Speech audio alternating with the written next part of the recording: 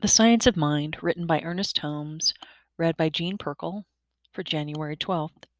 Spirit works for us by working through us. The thing then works for us by working through us and is us always. It cannot work for us in any other way. It spreads itself over the whole universe and shouts at us from every angle, but it can become power to us only when we recognize it as power.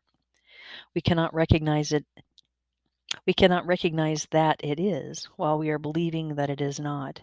Hence it is written, they entered not in because of unbelief. Hebrews 4:6. We may enter in because of our belief, but we cannot enter while there is unbelief. Here we come to a house divided against itself. If we say we can only experience a little good, then we shall experience but a little good. But if we say with Emerson, there is no great or no small to the soul that maketh all, then we may experience a greater good because we have conceived it. Therefore, our belief sets the limit to our demonstration of the principle which, of itself, is without limit. It is ready to fill everything because it is infinite. So it is not a question of its willingness, nor of its ability. It is eternally a question of our own receptivity. How much can we believe? That we must go and way that we must go the way of the law is a fundamental tenet of this science, because nature obeys us as we first obey it, and our obedience to it is our acceptance of it. How much can we believe? As much as we can believe will be done unto us. When the consciousness speaks, the law receives and executes. When a farmer plants a seed, he invokes the law. That which follows is done by the mechanical side of nature, which has no volition of its own. Involution is the cause, and evolution is the effect. When a practitioner thinks, or gives a treatment, or makes a prayer, he does in dealing with involution, the first step of the creative order. This is what the Bible calls the Word. That which follows is evolution, or the unfoldment of the word or concept into objective existence. We are thinking, willing, knowing, conscious centers of life. We are surrounded by, immersed in, and there is flowing through us a creative something. Call it what you will. The sum total of our thought, will, propose, and belief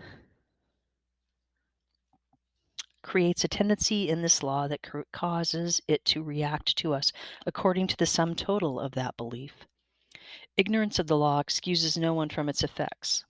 If, then, certain specific ways of thought and belief have produced limitations, other beliefs will change them. We must learn to believe. The approach should be direct, and it should be specific.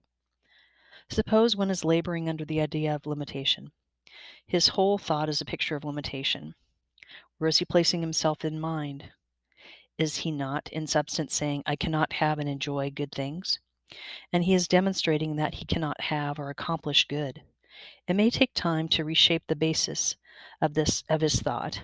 He must commence by saying, I perceive that because I am what I am, because of this infinite thing that overshadows eternity and finds its abiding place in me, I know that good is now mine, all good. There is no mental coercion in this. We do not will things to be done. Things are brought into being not by will, but by the power of the assertive truth. How much can one demonstrate?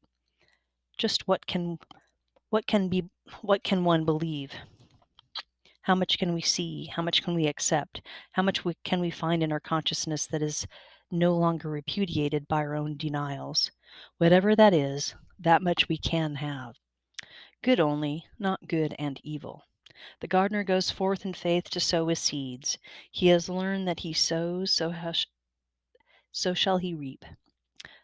That the law works for all alike. We must accustom ourselves to the concept of the impersonalness of the law, the availability of law, and the mechanical accuracy of the law.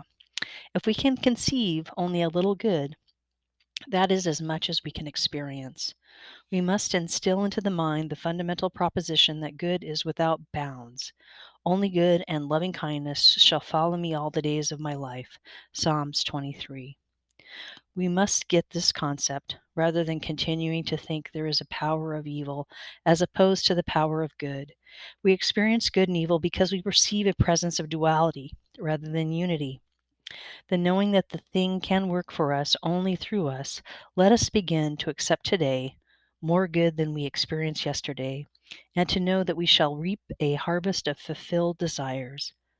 The time must come when we shall have left the apparent evil behind, when it shall be rolled up like a scroll and numbered with the things which were once thought to be.